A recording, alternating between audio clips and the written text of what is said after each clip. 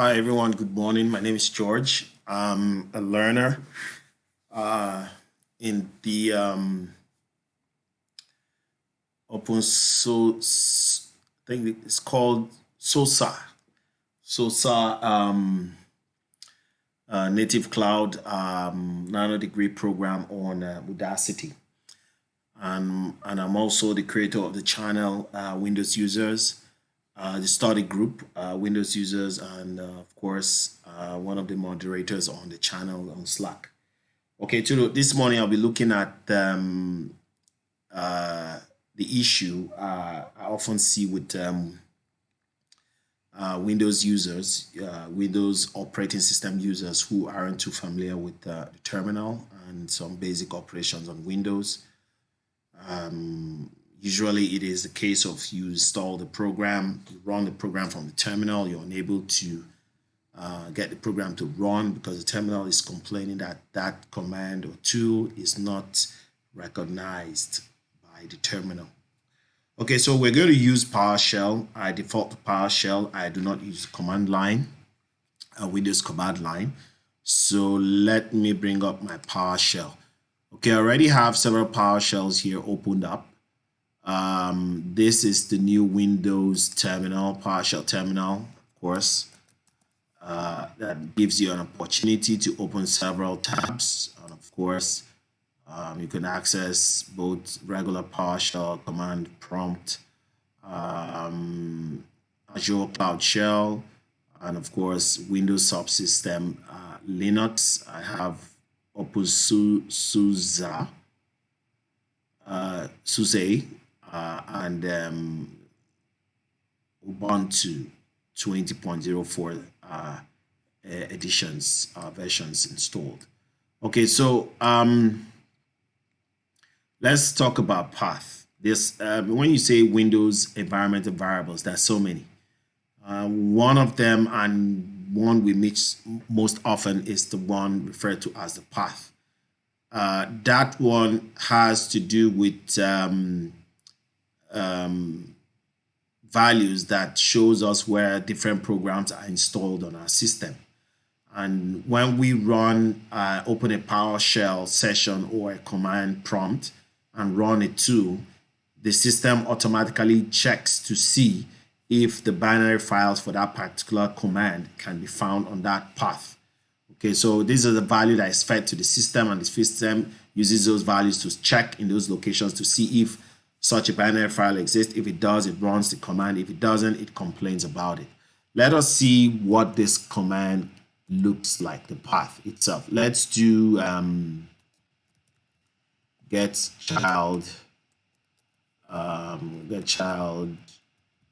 item, and you have env and then that. Okay, let me see. Okay, sorry, that is not required, I believe. Let's see. All right, so let me expand this a bit. All right, so you go up. See, these are all environmental variables that have been set, and these are the values. Now, to just see what this actually means, let's spit out this value.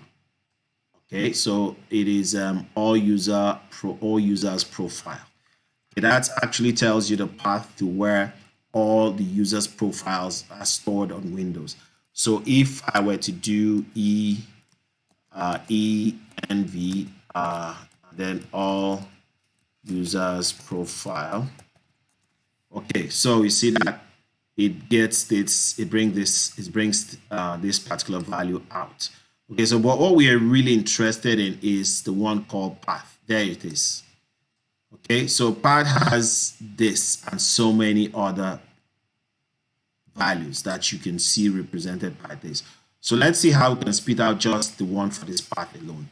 So I'll go back here and I say path, sorry. All right, and I hit enter. All right, so you see it brings out the path to all, at least the registered programs on my system.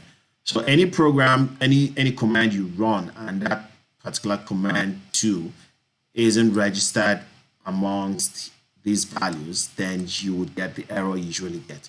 So how do we set these values? Of course, we could set these values from here in this current session of PowerShell. But once we close this session, that value will be lost.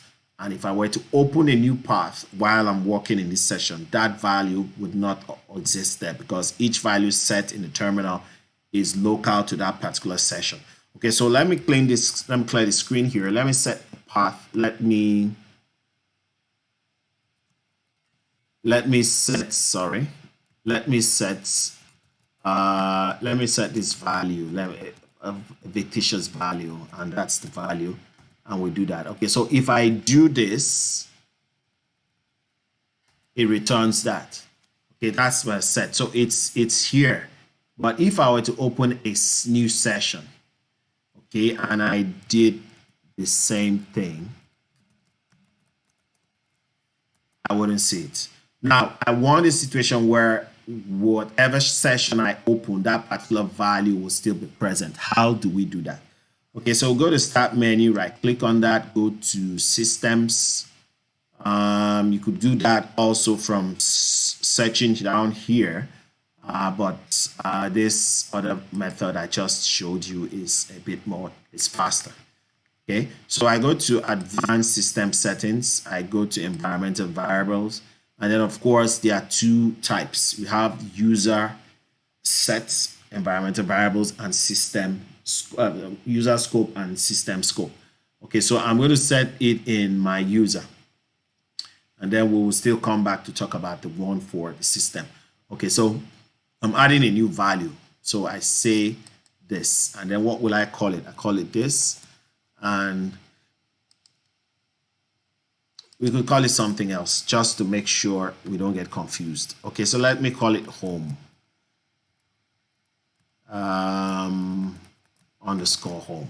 Okay, so I hit OK. I hit OK here, and I hit OK here. All right, so then the next thing we do, of course, if I run this here, it brings this, it doesn't bring out anything because this particular session is not aware that such a variable exists. You didn't set it here. Okay, so but if I do it here, it still gives me the formal value. So let's open a new session and see what it gives us. Okay, so let's try this, env, and hit this. All right, you see that? That is presented to me because I set it in that location and that current window, and it's now permanent. That means any terminal I open, that's what I'm going to get. Okay, so and you see that even as long as this is set in the environmental variables UI, this is the value I get. But if I come back here, I still get this old value because this is set here. So this is local to this, while this is kind of global. Okay, so let's open a command terminal, command prompt. Okay, so that's a command prompt. So in a command prompt, we do it this way. Okay, we do an echo, I believe. All right, you see that there, it brings it out here. So this is your normal command prompt that comes with older versions of Windows, and prior to having PowerShell, default program on Windows or default tool on Windows. Okay, so that's that. Now, but what we are here today to really put out is how do I avoid seeing errors where I try to run a Python, maybe Python program, and the system complains that Python doesn't exist. That simply means that the Python's path is not included in the system environment path. So you need to add that. How do we do that? Okay, so if I look at, okay, say I have this open. So let's go back there. Let's go to this. Let's click on this. Okay, so let's get rid of the one we added previously, which is Cocoa. Okay, there it is. All right, so let's get rid of it. We delete it. Okay, so we want to add the part of a program such that when we run it anywhere from any terminal opened in any location on Windows, we'll still get the program running as it's expected. Okay, so what we'll need to edit or add is this. We have the one that is scoped to the user, the current user, and have the one scoped to the system. Okay, so that of the system is this. So let's see what this is. Let's say edit. Okay, so these are the parts that have been piled up. And each of this part is separated by a semicolon. If you look carefully, let's look at this. If you look carefully, there should be a semicolon separating them. Okay, so how do we see this? Okay, so we see this if we run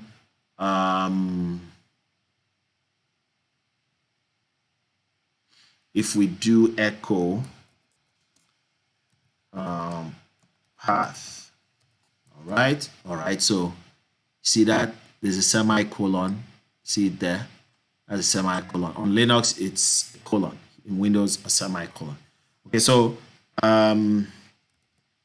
if you look at this, so for you to add, say, a Python program that you just installed, normally when you're installing these programs, if you're very observant, you see you'll be given an option. You'll be given an option to actually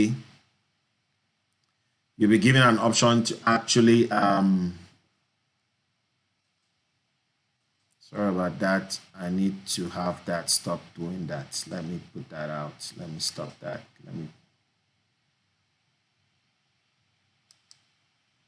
One moment. Usually when you installing a program on Windows, it offers you the option to install, add the path of that program to your environmental variable path, variable called path, so that when you run that program, irrespective of where you are, you don't need to be in the folder where the binary exists. Irrespective of where you are, that program will run successfully without showing you errors. I'm trying to shut this down. Okay, let me use my task manager to do that if it doesn't want to cooperate. Okay, so where is it? I have this, I have this, I have this. I can't find it. Okay, it's running in the background, I believe. Yeah, it's running in the background, so let me know. These are services, it's not running as a service. Is it? I don't think so. All right. Okay. Okay, so it's actually should be here, but I can't see it. Okay. Okay.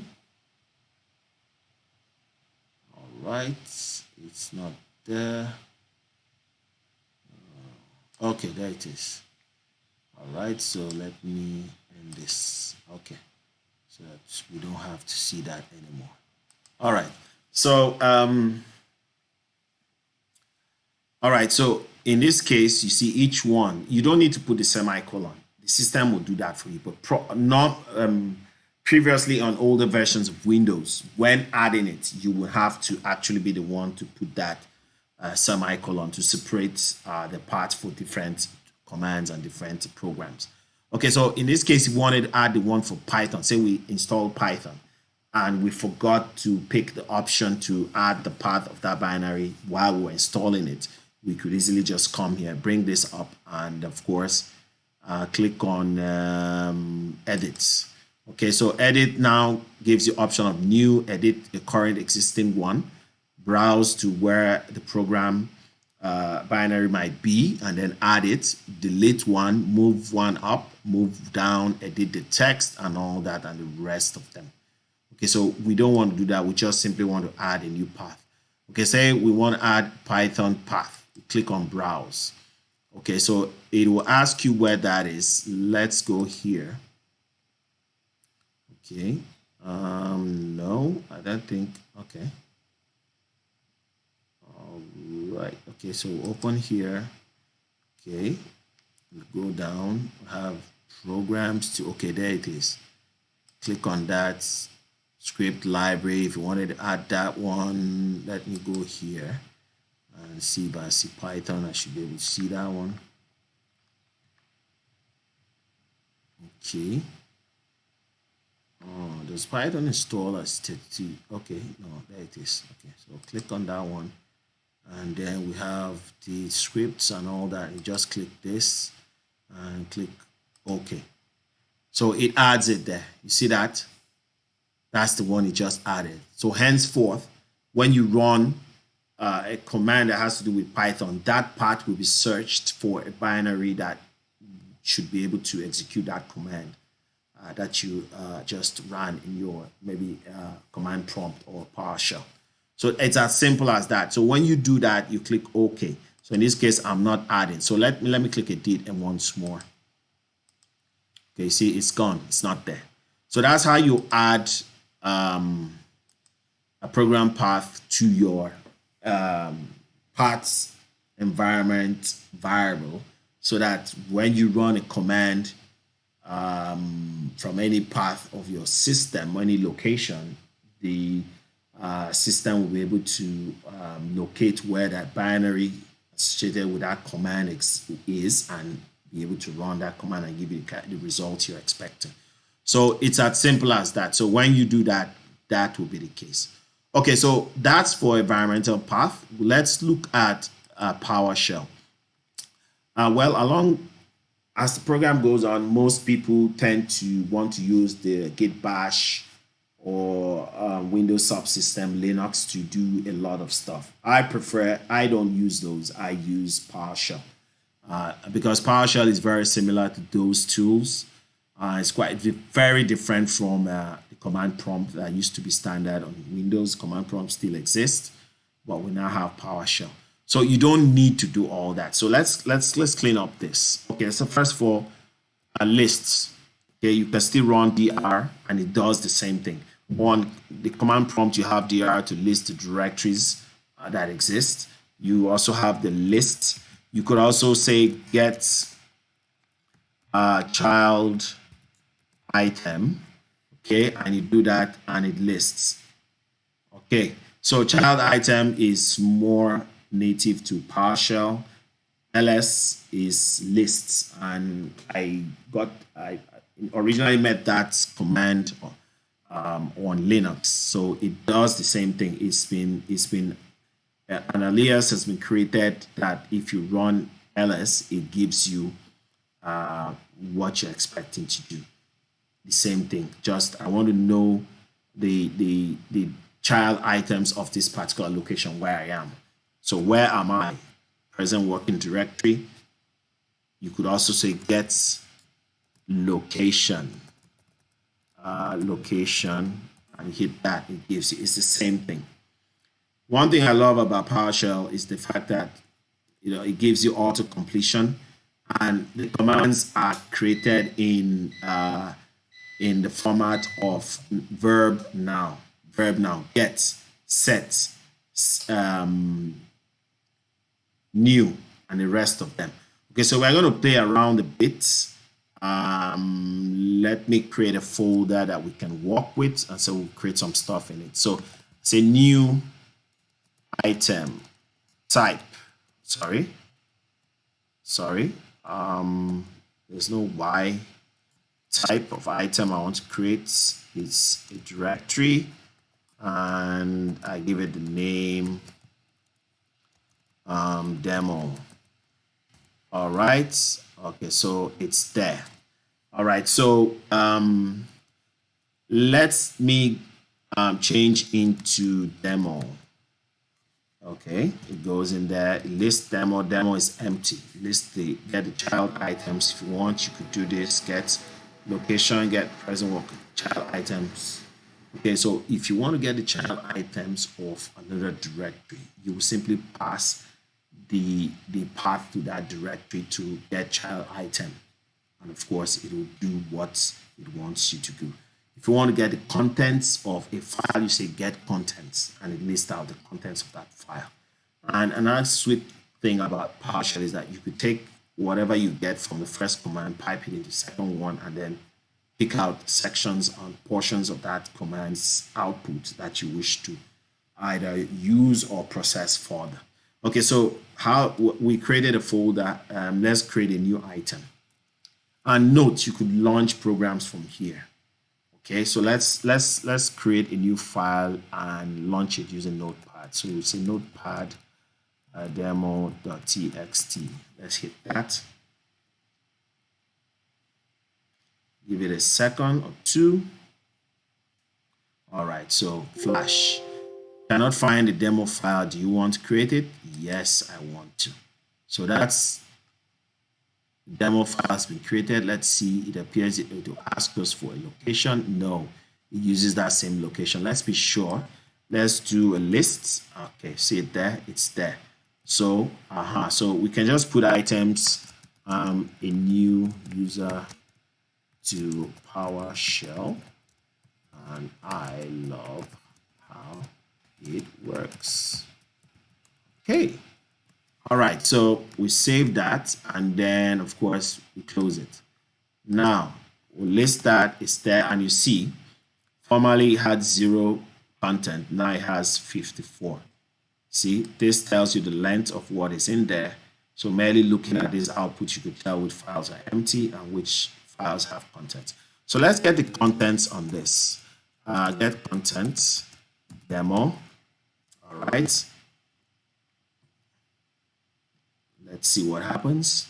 All right. So it gets the contents. Normally on Linux, where I natively use by default, there we will simply just cut and that. Let's see whether cut works here.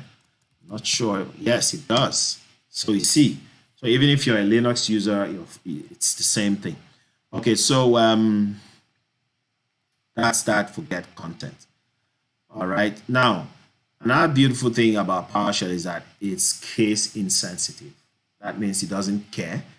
Lowercase, uppercase are the same thing. So I could simply just say get content and say demo, and it will just give me the kind of output I'm expecting.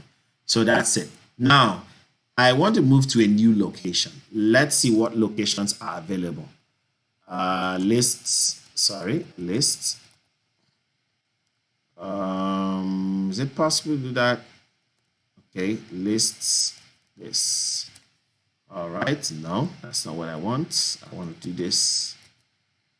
All right. So that's 2 periods tells the list command to search for for items above the parent directory. So we're in a demo directory, but want to check out what is in directory above the demo directory, which is the Kojo directory. So we have all this. Let's look for demo is there. Let's look for a folder where we can change our location to. Okay, we're in a Kojo, we have documents folder, right? Okay, so let's do this. So you could do change and just do see this hyphen backslash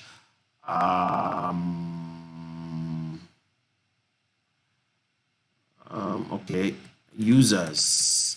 Okay, do a Kojo, do and documents. It does that. It takes you to the documents folder, and of course if you do tab, it flips through any directory that could be a target location for you if you wanted to go there.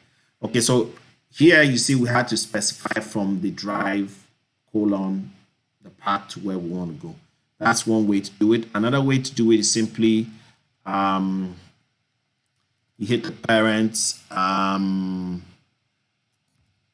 documents, okay, and it still gives you the same options, and then it flips through every folder found under a Kojo but above demo where you are, and then starts with a D.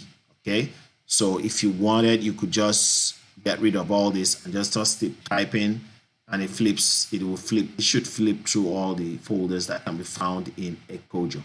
Remember, 2 periods together simply tells the command go one directory above where you are and execute that command. So first one, Azure, of course it does it alphabetically.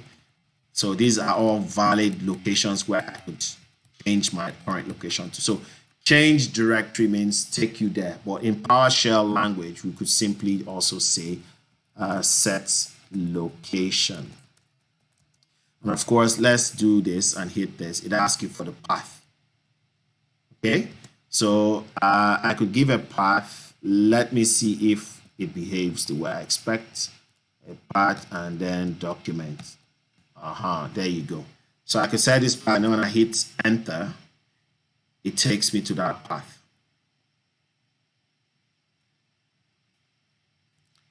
The system is kind of slow. Normally, it should just take less than a millisecond thereabouts to get this done.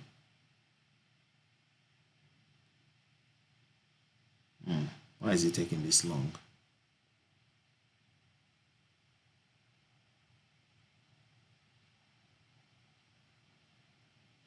So when you use two periods, that is referred to as a relative path to where you are.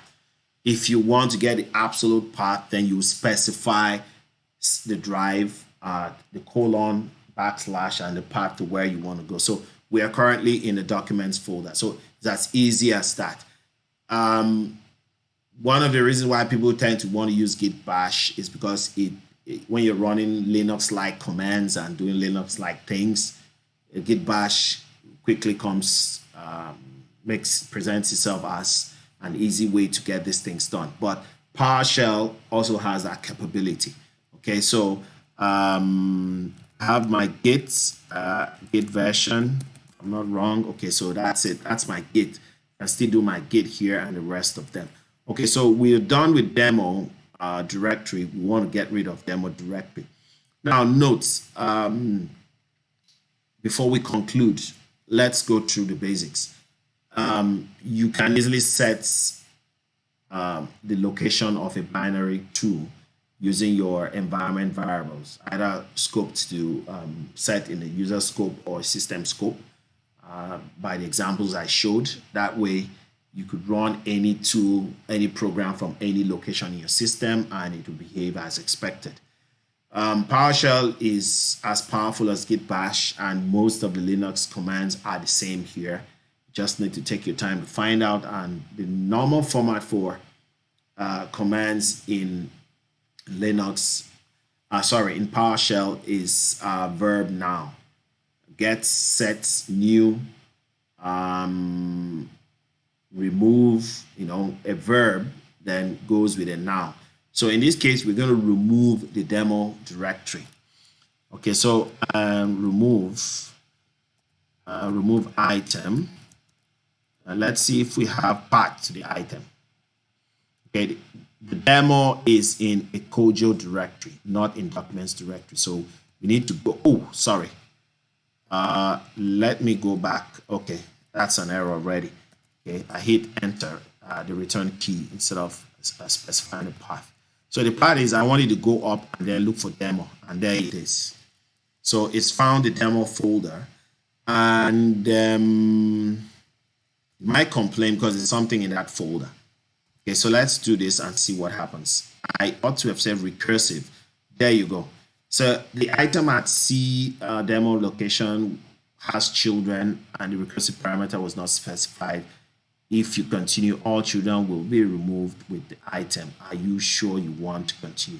If I say yes, that will go suspend. Let's do S. Okay, so it lets go. It doesn't get rid of that. So to remove that without getting prompted, for removing the child items inside the demo directory. Remember, we created a demo text file inside that demo directory. So with this recursive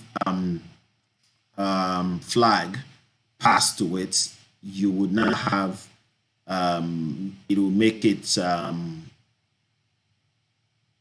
recursive option passed to the command remove item. It will make it possible to simply remove that item without asking you for clearance to do that. So if you go back, if I do lists the directory above me and I say where objects if I I do this, this dot name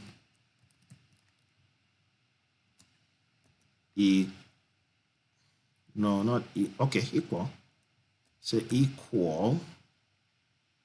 I'm going that like equal demo. All right.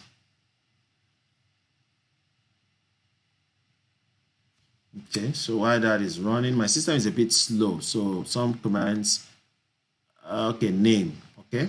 Some commands will take a bit to run, but it should come out. Okay, so what I'm doing here is that I ran the list command. It's going to output the whole of this. You see here, all of this. And I'm telling it, pipe that output to the where object command. Now, the where object command is kind of filtering what is COM operator. Okay, what the pipe operator does